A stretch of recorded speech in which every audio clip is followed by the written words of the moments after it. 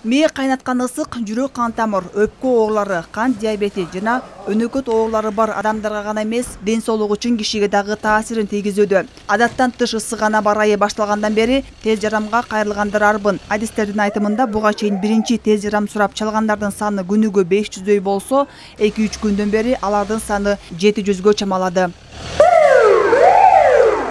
Студенттердин обморок жыгылгандары көбөйүп атат. Көбүнчөсү баягы остановкада, көчөдө, маршруткада кетип баратып, күндүн ысыгынан, анан кээ бир маршруткаларды билесиңер, же терезеси жок, же люктар ачылбайт.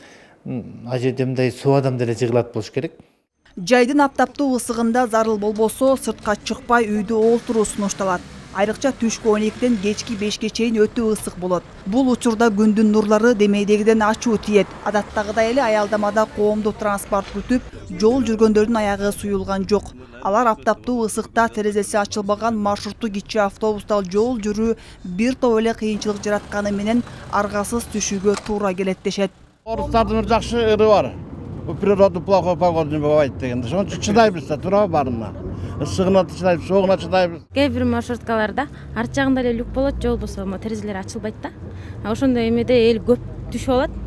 Бирок водительдер деле чүрбөй кое албайт, анткени эл өзүбүз түшүп атабыз да. Анан ошондой учурда давление түшүп кеткен, көтөрүлүп кеткендер көп эле болот. Элдер өздөрү түшөт. Күн ысыкта көп деле киши толбойт маршрутка. Эртең менен чачпайт, кечинде эле түшүшөт. Синоптиктердин айтымында акыркы жолу ушундай аномалдуу ысыкка барайы 2005 жылы катталып, эң жогорку температура 41 градуска чейин жеткен. Ал эми өлкө боюнча катуу ысык 1983 жылдын июнь айында болуп, температура 42,8 градус болгон. Быйыл 40 градустун тегерегинде болору күтүлүүдө.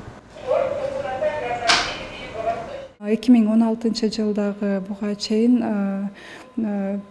өзгөчө кырдаалдардын бирине кирип 5 күндөн ашык абанын температуралары 39-40 градуска чейин жеткен жана 2019 жылы дагы 5 күнгө жеткен эмес, бирок ошол күндүн тегерегинде абанын температуралары 39 градустан 41 градуска чейин жеткен учурлары байкалган болчу. Ысык аба ырайына байланыштуу саламаттыгы начар адамдарга көп кыймылдаганга болбойт. Учурда коңшу Өзбекстан менен Казакстанда да адаттан тышкары ысык болууда. Синоптиктер абанын температурасы плюс 45 градуска чейин көтөрүлүшү мүмкүн экенин эскерткен. Адистердин айтымында бул Ирандан келген циклонго байланыштуу. Айжамал Болот кызы, Азамат Жапаков, Ала Тоо 24.